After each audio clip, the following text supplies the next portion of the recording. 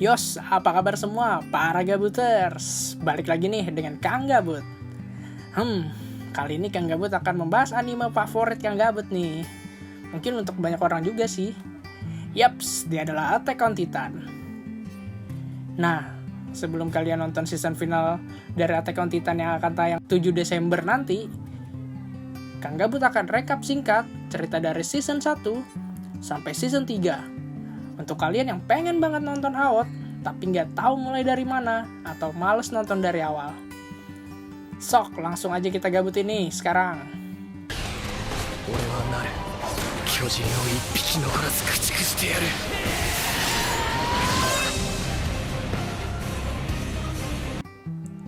Attack on Titan adalah sebuah anime adaptasi dari manga berjudul Shingeki no Kyojin, karya Hajime Isayama Sensei.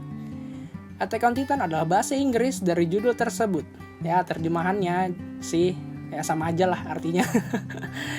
Dari season 1 sampai season 3 kemarin animenya digarap oleh Wit Studio ya. Tapi untuk season final ini entah kenapa tidak dilanjutkan. Padahal di akhir season 3 sempat ada promo season final dari Wit, tapi nggak dilanjutin. Aneh juga ya. Dan sekarang akan diambil alih oleh studio anime yang paling mencuri perhatian di 2020. Jujutsu Kaisen, dan ya pokoknya kalau kalian nonton itu pasti tau lah siapa. MAPPA Studio.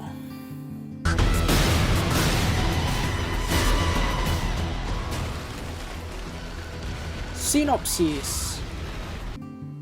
Attack on Titan bercerita tentang dunia di dalam dinding raksasa, di mana di tempat tersebut manusia dapat hidup dengan damai. Keadaan tersebut tidak terlepas dari fakta bahwa di luar dinding terdapat makhluk yang memangsa manusia. Ya, makan manusia gitulah. Kayak kanibal, cuman badannya gede-gede gitu. Nah, makhluk ini biasa kita sebut sebagai Kyojin atau Titan, atau kalau kita bahasa Indonesia kan raksasa.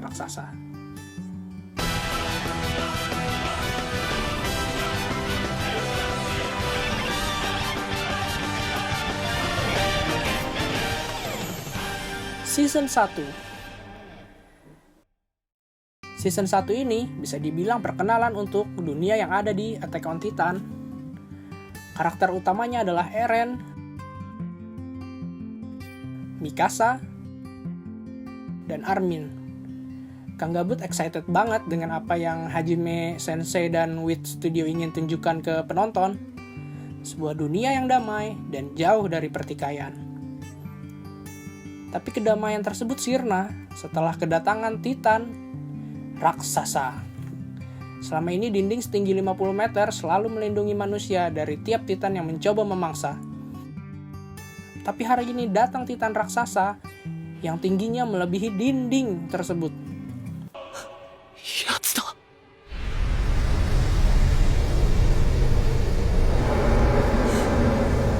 Kyojin da. Episode 1 ini epic banget sih menurut Kang Gabut. Ya, salah satu episode terbaik dari sejarah anime yang pernah ada menurut Kang Gabut ya. Kang Gabut tuh dapet banget feel dari kengerian, ketakutan, kekalutan, dan kesedihan yang dirasakan dari mereka warga Shinganshina.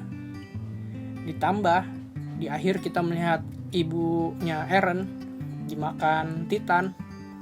Ampun dah, itu ngeri banget asli. Di hadapan seorang anak kecil ini, dia melihat ibu yang dicintainya dimakan dengan sangat brutal.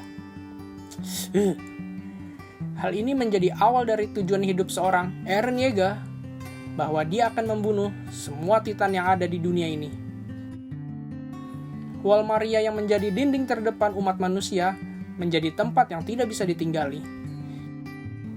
Karena dipenuhi Titan yang menerobos masuk, masyarakat Wall Maria pun mau tidak mau harus berpindah ke dinding lapisan 2, yaitu Wall Rose. Armin, 俺は来年訓練兵に志願する。巨人と戦う力をつける。 Cerita berganti ke camp pelatihan dan memperlihatkan Eren untuk mewujudkan cita-citanya tersebut. Eren masih ditemani teman masa kecilnya Armin dan Mikasa ya. Nah, hubungan yang terjalin selama 2 tahun di camp pelatihan ini akhirnya membuat Eren mendapat banyak rekan dalam perjuangannya. Mereka adalah Jan, Connie, Sasha, Krista, Ymir, Annie, Reina, dan Bertolt. Mereka adalah tim pasukan 104 ya, kadet 104. 長官の食料庫からお肉取ってきました。 Kehidupan masa pelatihan yang menyenangkan tiba-tiba berubah menjadi kengerian seperti di episode 1. Titan raksasa yang dinamai Colossal Titan tiba-tiba muncul di distrik Ross yang berada di dinding Ross. Kembali, Colossal Titan menghancurkan dinding dan membuat para Titan masuk ke dalamnya. Manusia dilanda kepanikan yang luar biasa. Cerita makin pelik ketika sang tokoh utama kita, Eren, dimakan oleh Titan.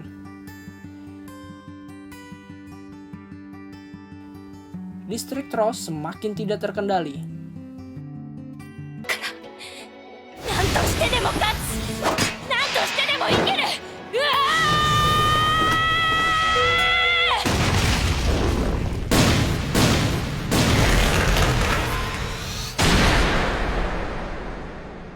ー！ Namun tiba-tiba datang Titan yang sedikit berbeda dari yang lain. Titan ini tidak memakan manusia seperti yang kebanyakan Titan lain lakukan. Nah, justru dia ini malah melawan para Titan yang lain, berantem. Lucu lah. Dan di akhir, ternyata Titan tersebut adalah Eren Yeager.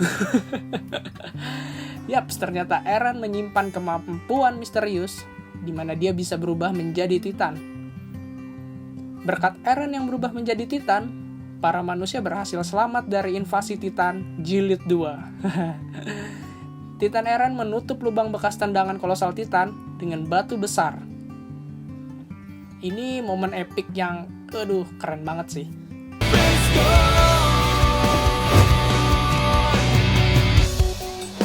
みんな死んだ甲斐があったな。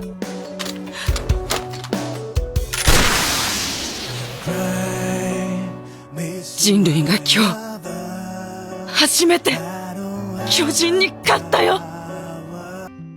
Setelah momen heroik di distrik Ross, Eren dan kawan-kawan bergabung ke pasukan pengintai. Kecuali Annie yang tidak ikut bergabung. Nah, pasukan pengintai ini adalah pasukan yang bertugas untuk melakukan survei keluar dinding. Mereka lebih sering berhadapan dengan Titan, dan oleh sebab itu pula mereka disebut sebagai pasukan terkuat di kerajaan. ここにいる者を新たな調査兵団として迎え入れる。これが本物の敬礼だ。心臓を捧げよう。 Core kedua season 1 ini juga seru banget. Terlebih setelah kedatangan female Titan yang menyerupai wujud Titannya Eren.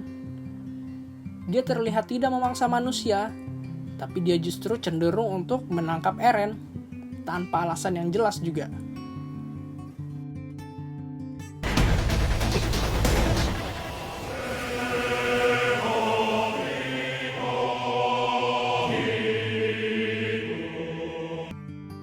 Di penghujung season pun terjawab bahwa Titan wanita tersebut adalah bagian skuad pelatihan 104. Dia adalah Annie Leonhardt.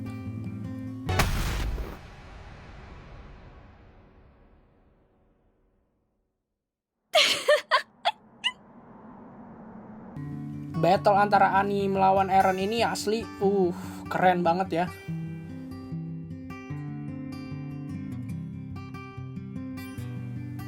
Dan pertempuran tersebut dimenangkan oleh Eren Yeager. Season 1 ini berjumlah 25 episode dan ditutup dengan potongan wajah Titan yang ada di balik dinding.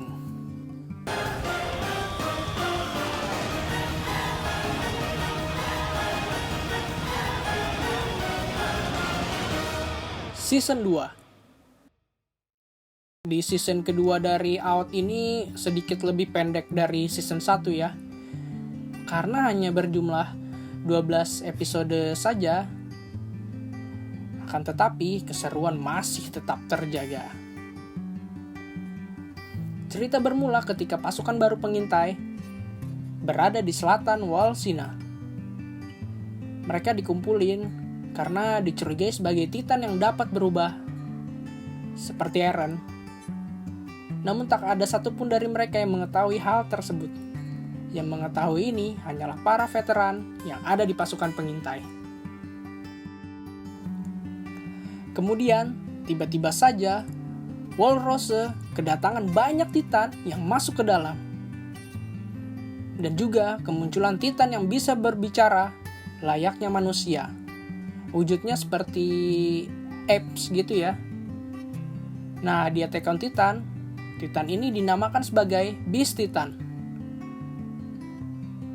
Pertarungan pun terjadi, dan banyak veteran pasukan pengintai yang gugur dalam pertempuran ini.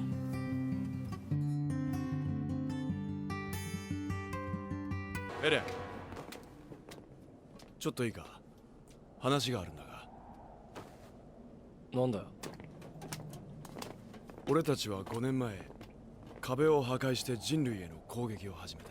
俺が鎧の巨人で、こいつが超大型巨人ってやつ。 Tak lama berselang, dengan sangat konyol, Reiner goblok ngaku kalau dia adalah seorang Titan Zirah dan Bertolt sebagai Titan kolosal.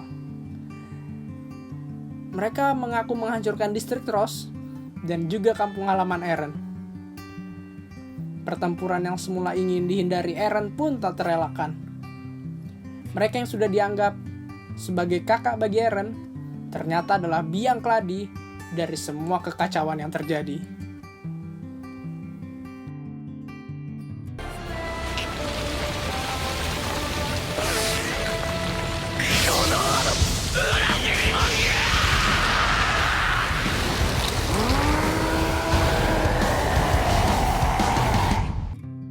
Pertempuran tak berimbang antara Eren melawan Reiner dan Bertolt pun berakhir. Eren dibawa kabur dan meninggalkan fakta bahwa terdapat penyusup di dalam dinding lebih dari satu orang. 来た。おい、エルヴィン団長。 Cerita menyelamatkan Eren yang dikomandoi langsung oleh perwira tertinggi pasukan pengintai, Erwin Smith, pun dilakukan. Erwin dengan gagah mengatakan bahwa Eren adalah harapan umat manusia. Tidak hanya dengan kekuatan Titan yang dia miliki, tetapi juga dengan kunci peninggalan ayah Eren, Grisha Yeager, yang mungkin saja sejarah kelam umat manusia selama ini bisa terungkap. Menyelamatkan Eren adalah harga mati. Shinzo Sasageo. Shinzo Sasageo! Pertarungan antara pasukan pengintai melawan Reiner dan Bertolt mencapai puncak. Erwin kehilangan tangan kanannya. Pasukan pengintai banyak yang gugur. Dan yang paling di ujung tanduk adalah ketika Hannes-san, om-om tua bangka peminum berat yang selalu memperhatikan Eren waktu kecil. Nah, Hannes-san ini dimakan hidup-hidup oleh Titan. 聞いて。伝えたいことがある。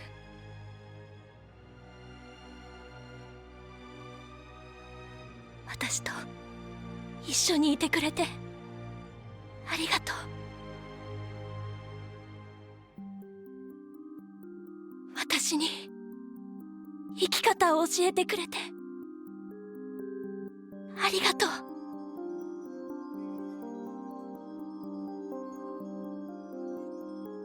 私にマフラーを巻いてくれてありがとう。 Pertemuan kembali Eren dengan Titan yang memakan ibunya menjadi klimaks season 2 ini. Ternyata Eren masih memiliki kemampuan tersembunyi. Kemampuan tersebut dapat memerintah para Titan lain untuk menuruti kemauan dari Eren. Eren pun berhasil membalaskan dendam kematian ibunya.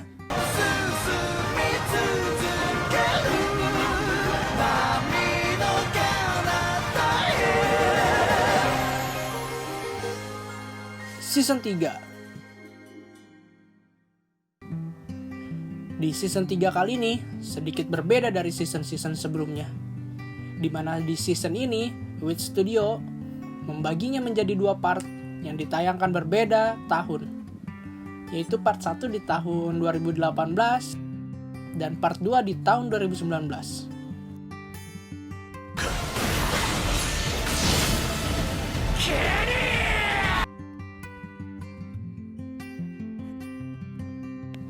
Di part 1 ini lebih menceritakan intrik yang terjadi di kerajaan yang ada di dunia Attack on Titan.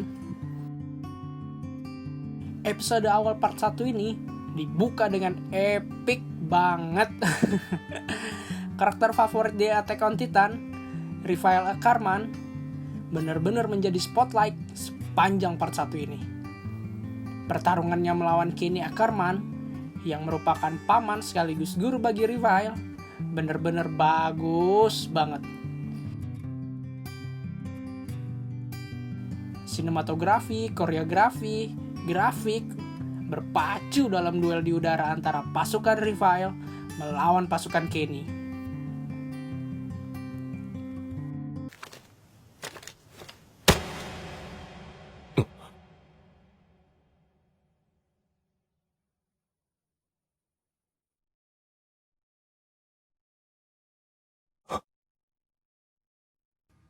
Di sisi lain, pimpinan tertinggi pasukan pengintai, Erwin Smith, ditahan kerajaan dalam penyalahgunaan wewenang. Beruntung, siasat perang ala Erwin berhasil meyakinkan banyak pihak.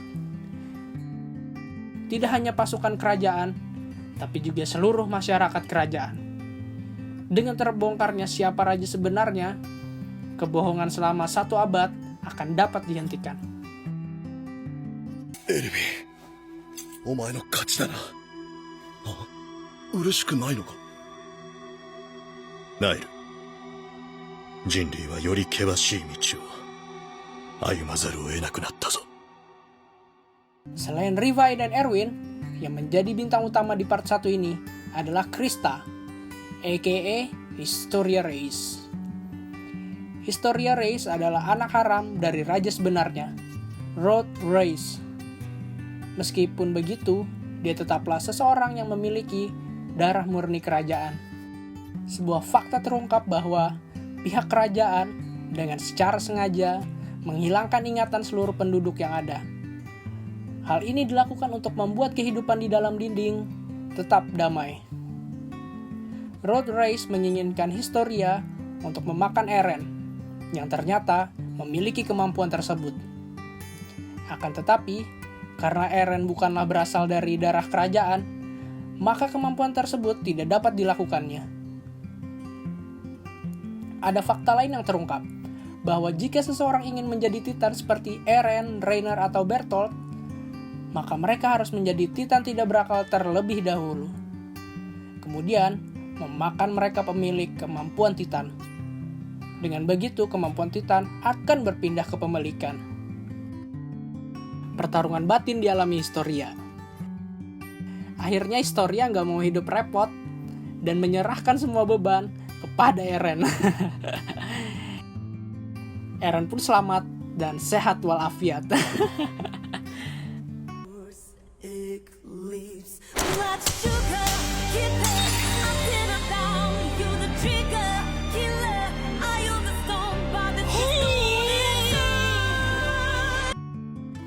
Rod Reiss tidak menerima tindakan Historia. Akhirnya, dia pun meminum cairan Titan dan berubah menjadi Titan. Titan asli kerajaan emang beda cuy. Gede banget. Pertarungan melindungi dinding pun terjadi.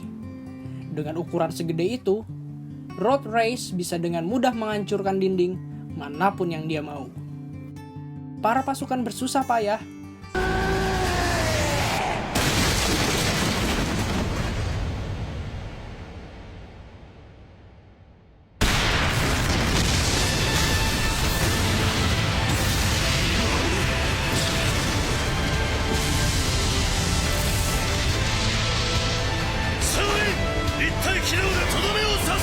dan akhirnya dengan epic banget Historia dan pasukan pengintai berhasil mengalahkan Road Race dan melindungi dinding. Part 1 ditutup dengan penobatan Historia sebagai ratu yang baru di kerajaan dan pengumuman pertarungan merebut kembali dinding Maria.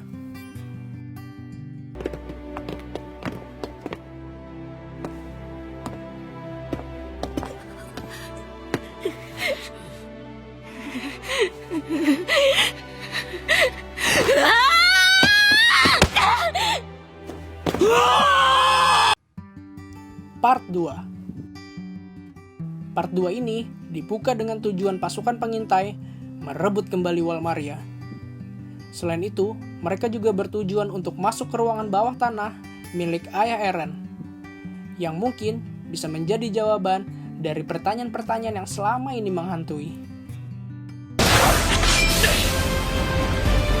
俺にはできる。いや、俺たちならできる。なぜなら俺たちは生まれた時からみんな特別で自由だからだ。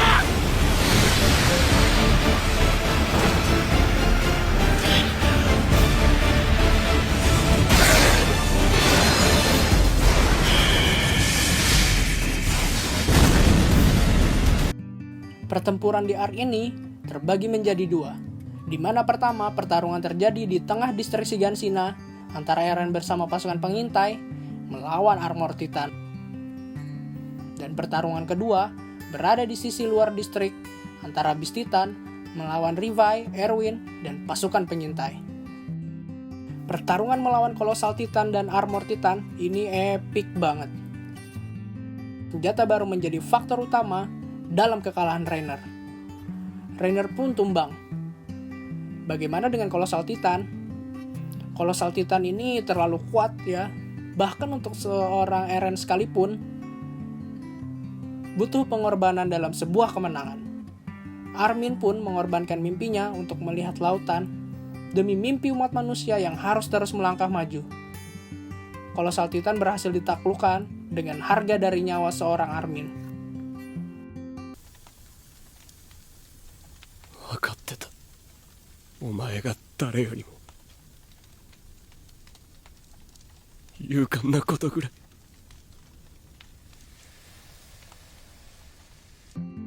Di sisi lain dinding, pertarungan melawan Beast Titan lebih miris lagi. Pasukan pengintai dalam keadaan terdesak. Situasi tidak memungkinkan terjadi.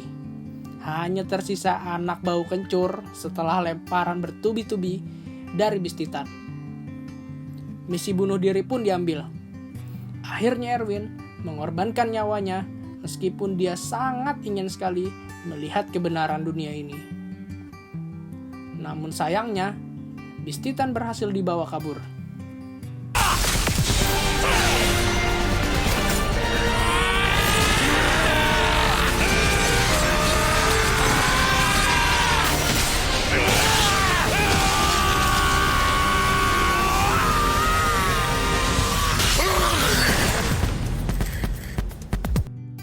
Dan momen yang paling gak bisa dilupakan pun terjadi. Siapa yang paling cocok untuk serum Titan? Armin yang udah gosong ternyata masih bisa bernafas. Di sisi lain, ternyata dalam misi bunuh diri, Erwin masih hidup. Namun keduanya dalam kondisi kritis. Keputusan pun dibuat. Dan yang kembali hidup dengan serum Titan adalah Armin. Di saat semua orang menginginkan Erwin sebagai komandan pasukan untuk hidup, tapi Levi memilih Armin untuk serum tersebut. Perang memperebutkan dinding Maria pun berhasil dimenangkan oleh pasukan pengintai. 9 orang pasukan yang tersisa akan dikenang sebagai pahlawan umat manusia. これは肖像画。ちょっと見せて。いや、人が書いたものとは思えないほどの精巧さだ。 Setelah tujuan pertama, yaitu mengambil alih dinding Maria berhasil tercapai, saatnya menuju ke tujuan kedua, yaitu ruang bawah tanah rumah Eren. Dan akhirnya terungkap fakta bahwa di luar dinding dan di seberang lautan terdapat manusia yang hidup bermasyarakat. Ayah Eren, Grisha Yeager, berasal dari luar dinding. Dan dia menjelaskan bahwa Eren dan seluruh orang di dalam dinding adalah keturunan Ymir, sebuah keturunan yang dapat berubah menjadi seorang Titan. Dan keturunan ini bernama Eldian. Saat ini mereka tinggal di dua tempat, yakni di Pulau Paradis, yaitu pulau di tempat Eren tinggal, dan negara Marley, tempat Grisha Yeager tinggal. Asal mula banyak Titan di luar dinding Maria pun ternyata berasal dari keturunan Ymir yang tinggal di negara Marley. Itu adalah sebuah hukuman untuk keturunan yang terkutuk. Di Marley, mereka ditindas. Dan Grisha pun bersama kolega membuat kelompok perlawanan. Sayangnya, kelompok ini terbongkar oleh anak Grisha itu sendiri, yaitu Zack Yeager. Mereka dibuang dan dirubah menjadi Titan.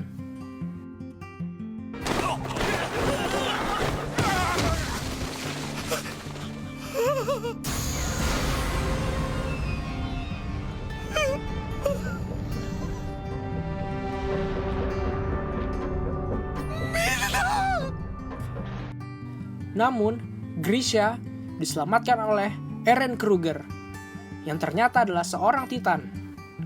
Eren Kruger ini adalah spy di dalam pemerintahan Marley. Dan Kruger memberikan misi terakhir kepada Grisha untuk memakan Titan koordinat, Titan terkuat yang dapat menggerakkan jutaan Titan yang ada di dinding. Dan sekarang kemampuan tersebut berada di dalam tubuh Eren. Kebahagiaan melihat lautan pun terasa semu, karena di seberang lautan terdapat musuh yang sewaktu-waktu dapat menyerang Pulau Paradis.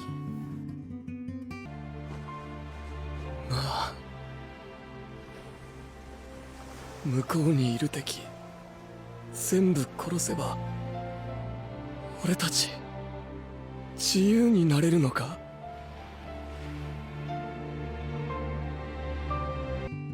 Nah, itu tadi rekap cerita dari season 1 sampai 3 Attack on Titan. Kang Gabut hanya menceritakan garis besarnya aja ya. Untuk kelengkapan cerita, kalian tetap harus nonton animenya sih. Terus gimana dengan season final nanti? Well, season final nanti kabarnya akan dibagi menjadi 2 part ya, seperti season 3. Meskipun belum ada info resmi, tapi ada bocoran bahwa part 1 akan berisi 16 episode. FYI aja nih. Kalian yang udah nonton trailernya, nah itu mungkin cuman episode 1-2 aja dari season final nanti. Isi keseluruhan season final ini goks banget lah pokoknya. Kalian harus nonton. Nah, nanti kita gabutin lagi Attack on Titan season final pas udah kelar ya. Yos, itu aja dulu untuk video Kang Gabut kali ini. Kira-kira kita akan gabutin apa lagi nih selanjutnya? Tulis di kolom komentar ya. Jangan lupa share, like, subscribe channel Kang Gabut. Hello, sampai jumpa. Shinzo Sasageo. Shinzo Sasageo!